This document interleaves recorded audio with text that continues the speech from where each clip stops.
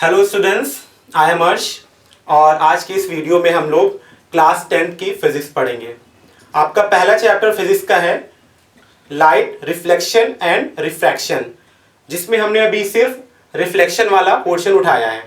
ठीक है, अगर आपको रिफ्लेक्शन समझ में आ जाएगा तो आसानी होगी रिफ्रैक्शन समझने में भी। तो ठीक है, हम बढ़ते हैं आगे। सबसे पहले हम जानते हैं लाइट क्या होती है। तो light is an electromagnetic wave. Light क्या है? एक इलेक्ट्रोमैग्नेटिक वेव है। अब यहां पे बात आती है कि वेव क्या है, व्हाट इज वेव। तो wave is any vibratory disturbance in a medium which carries energy from one point two another point.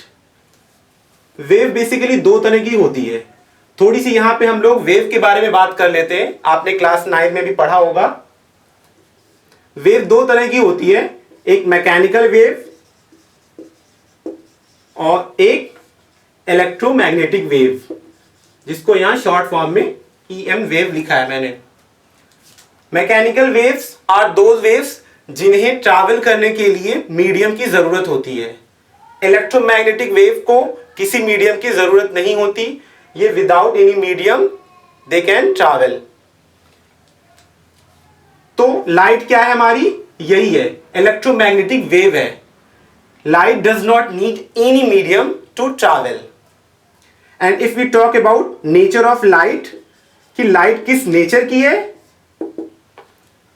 तो जैसा कि हम जानते हैं कि लाइट एक तरह की वेव है और वेव दो तरह की होती है नेचर वाइज, एक ट्रांसवर्स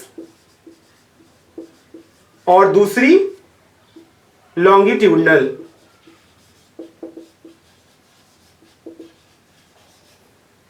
नेचर वाइज अगर हम बात करें वेव की, तो वेव दो तरह की होती है, ट्रांसवर्स और लॉन्गिट्यूडनल। ट्रांसवर्स में क्या होता है कि जो वेव की प्रोपेगेशन की जो डायरेक्शन है, सपोज इस डायरेक्शन में वेव प्रोपेगेट हो रही है, तो इसके जो पार्टिकल्स हैं मीडियम के, जिस मीडियम में ये वेव प्रोपेगेट हो रही है, ट्रैवल कर रही है, उस मीडियम के पार्टिकल्स राइट एंगल पे वाइब्रेट करेंगे। ठीक है, 90 डिग्री का एंगल बनाते हुए वाइब्रेट करेंगे। लॉन्गिट्यूडनल में क्या होता है कि जो वेव की प्रोपेगेशन की डायरेक्शन होती है, सपोज अगर वेव इस डायरेक्शन में जा रही है तो पार्टिकल भी इसी डायरेक्शन में वाइब्रेट करेगा। ठीक है, सिर्फ पार्टिकल के डायरेक्शन, वाइब्रेशन की डायरेक्शन का फर्क होता है। यहां पे पार्टिकल 90 के एंगल पे वाइब्रेट करता है और यहां पे with the same direction as that of wave. तो ये फर्क होता है इन दोनों में। अब हम आते हैं नेचर ऑफ लाइट पे। चूंकि हमारा मकसद यहां पे लाइट को पढ़ना है, तो लाइट का नेचर कैसा होता है? Light is a transverse in nature. Light is transverse in nature. Electromagnetic भी है और साथ साथ ट्रांसवर्स भी है। ओके, अब हम बात करते हैं लाइट के सोर्स की। लाइट का सोर्स बेसिकली दो तरह से हो सकता है। छोटे क्लासेस में हम लोग पढ़ते हैं दो तरह के सोर्सेस, एक ल्यूमिनस और एक नॉन ल्यूमिनस। ल्यूमिनस ऑब्जेक्ट किसे कहते हैं? Luminous objects are those objects, luminous objects are those objects जिनकी अपनी खुद की लाइट होती है। फॉर एग्जाम्पल कोई स्टार हुआ, बल्ब हुआ, कैंडल, ये खुद से, ये ऑब्जेक्ट्स जो है, ये चीजें खुद से लाइट इमिट कर रही हैं। On the other hand, non luminous objects are those objects जो खुद की लाइट इमिट नहीं करती, बल्कि ल्यूमिनस ऑब्जेक्ट से निकलने वाली लाइट ही इन पे पड़ती है और फिर ये हमें दिखाई देती हैं। इन शॉर्ट, अगर हम लाइट को थोड़ा आसान लफ्जों में डिफाइन करना चाहें तो हम इस तरह से कह सकते हैं कि light is a form of energy जिसके जरिए से हम चीजों को देख पाते हैं। ठीक है, तो अब ये टॉपिक हो गया। अब हम आगे बढ़ते हैं, लाइट के रिफ्लेक्शन को देखते हैं। लाइट जब किसी भी सरफेस पे पड़ती है, सपोज ये कोई एक सरफेस है, तो इस पे लाइट रे आ रही है। ठीक है, लाइट की सिर्फ एक रे दिखाई है हमने। अब यहां पे तीन पॉसिबिलिटी है, या तो ये एब्जॉर्ब हो जाएगी इस सरफेस में, या फिर रिफ्लेक्ट हो जाएगी, या फिर रिफ्रैक्ट हो जाएगी। There are three possibilities. यहां पे इसकी बात हम नहीं करेंगे, एब्जॉर्ब हो जाएगी तो कुछ खास समझ में नहीं आएगा, कुछ खास चीजें पता नहीं चलेंगी। बात करते हैं हम रिफ्लेक्शन की। ठीक है, रिफ्लेक्शन में क्या होता है, जब कोई लाइट रे आती है और वापस उसी मीडियम में चली जाती है। ठीक है, लाइट रे इस मीडियम से आई, यहां पे टकराई और फिर इसी मीडियम में वापस चली गई, तो ये जो फेनोमेना है ये कहलाता है रिफ्लेक्शन ऑफ लाइट। अब अगर आपकी ये सरफेस, ये वाली जो सरफेस है रिफ्लेक्टिंग सरफेस, जहां से लाइट रिफ्लेक्ट हो रही है, अगर ये आपकी स्मूथ है, अगर ये वेरी स्मूथ या शाइनी है, तो इस तरह की रिफ्लेक्शन को हम क्या कहते हैं, रेगुलर रिफ्लेक्शन। अगर रिफ्लेक्टिंग वाली जो सरफेस है ये काफी स्मूथ है तो उसे हम कहेंगे कि ये रेगुलर रिफ्लेक्शन हो रहा है। और अगर यही सरफेस रफ है, रफ सरफेस है या बहुत स्मूथ नहीं है, बहुत शाइनी नहीं है, तो यहां पे इर्रेगुलर रिफ्लेक्शन होता है। रेगुलर रिफ्लेक्शन को एक और नाम से भी जानते हैं, कुछ बुक्स में आपको देखने को मिलेगा। Regular reflection is also known as specular reflection.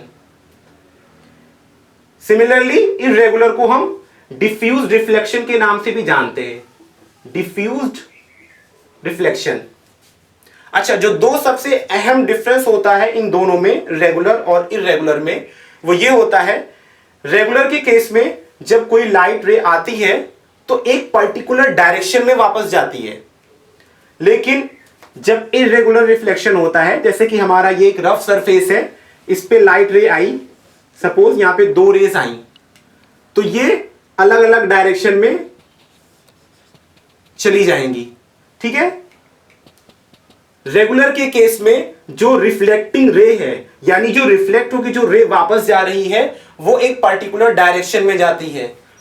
वहीं दूसरी तरफ इर्रेगुलर रिफ्लेक्शन में या डिफ्यूज रिफ्लेक्शन में जो लाइट रे आती है वो रिफ्लेक्ट होने के बाद हर डायरेक्शन में चली जाती है। ओके, तो this is all about reflection of light. Now come to the next one and that is laws of reflection. Laws of reflection पे जाने से पहले कुछ टर्म इससे रिलेटेड जो हम लोग के लिए जानना जरूरी है। As I said before, suppose this is a surface जहां पे लाइट रे को आके रिफ्लेक्ट होना है और ये लाइट रे आई, ठीक है, और इस पॉइंट पे टकराई, तो इस पॉइंट को हम क्या कहेंगे, point of incidence. Point of incidence. और ये जो रे आके टकरा रही है ये क्या कहलाएगी, इंसिडेंट रे।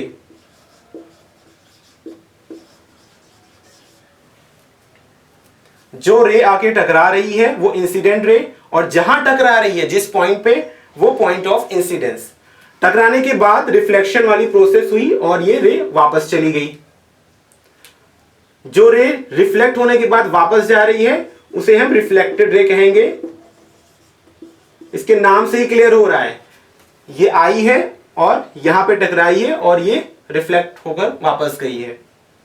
ठीक है, यहां से इस पॉइंट पे यानी पॉइंट ऑफ इंसिडेंस पे एक हम नॉर्मल ड्रॉ करते हैं, जो इमेजिनरी लाइन होती है और जो सरफेस से 90 का एंगल बना रही होती है।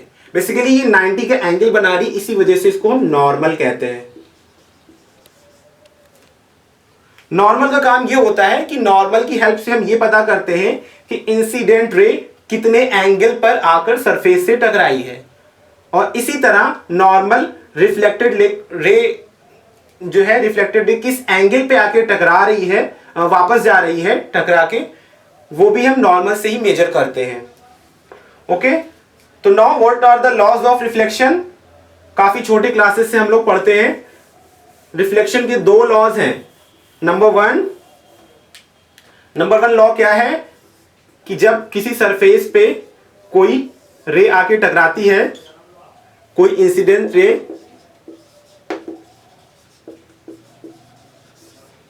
तो वो उसी एंगल से वापस जाती है this is your reflected ray, this is point of incidence and here is your normal, this is normal line. पहला लॉ क्या कहता है? पहला लॉ ये कहता है कि जो इंसिडेंट रे है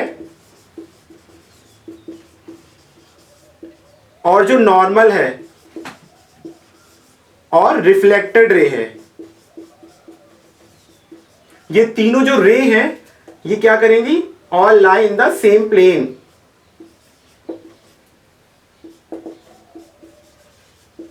ये तीनों लाइन एक ही प्लेन में लाई करेंगी,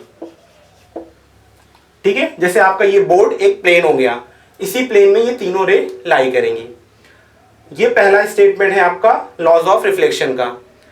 लॉज ऑफ रिफ्लेक्शन का दूसरा लॉ क्या कहता है कि जो एंगल ऑफ इंसिडेंस है, यानी वो एंगल जो इंसिडेंट रे नॉर्मल के साथ बना रही है उसे हम एंगल ऑफ इंसिडेंस कहते हैं, और जो एंगल रिफ्लेक्टेड रे नॉर्मल के साथ बनाती है यानी कि ये वाला एंगल, इसे हम एंगल ऑफ रिफ्लेक्शन कहते हैं। Suppose this is R, denoted by R, and this is small I.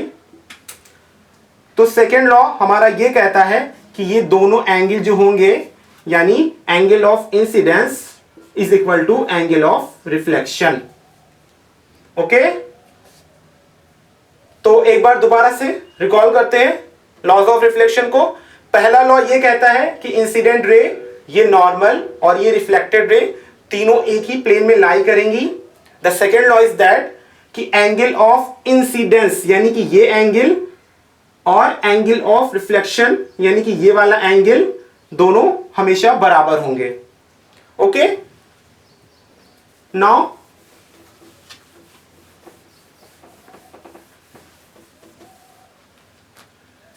This is done. अब हम लोग आते हैं इमेजेस पे। इमेजेस क्या होती हैं?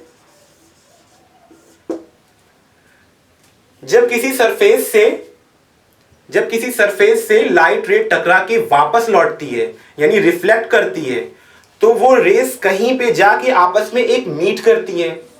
अच्छा, कभी एक्चुअल में मीट करती है और कभी जस्ट अपीयर होती है मीट होते हुए। तो ऐसे केस में उस पॉइंट पे इमेज का फॉर्मेशन होता है। इमेज दो तरह से होती है, रियल इमेज और वर्चुअल इमेज। रियल इमेज में क्या होता है कि जो लाइट रिफ्लेक्ट हो रही है यानी जो लाइट रेज रिफ्लेक्ट हो रही हैं, light rays actually meet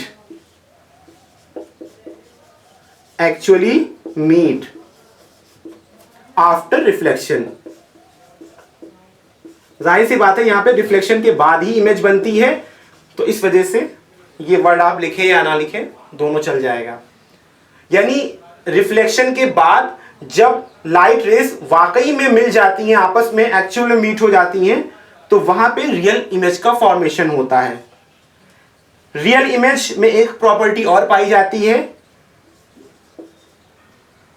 can be put on screen. इसको स्क्रीन पे उतारा जा सकता है।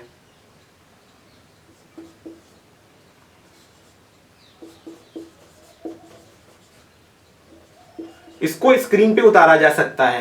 And the third property is that कि रियल इमेजेस हमेशा इन्वर्टेड होती हैं। इन्वर्टेड मतलब उल्टी, ठीक है, हेड का टो और टो का हेड, ये तीन प्रॉपर्टीज रियल इमेज में पाई जाती है। इसी के करस्पॉन्डिंग जस्ट इसका अपोजिट वर्चुअल इमेज। वर्चुअल में क्या होता है कि लाइट रेज जो है, light rays do not actually meet. यहां पे लाइट रेज वाकई में नहीं मिलती हैं, बल्कि सिर्फ मीट होती हुई दिखाई देती हैं। सेकेंड प्रॉपर्टी इज दैट कि इन्हें स्क्रीन पे नहीं उतारा जा सकता। और थर्ड वन इज कि ये वर्चुअल होने के साथ साथ इरेक्ट भी होती हैं। सबसे अहम बात जो नोट करने वाली है, रियल हमेशा इन्वर्टेड होता है और वर्चुअल हमेशा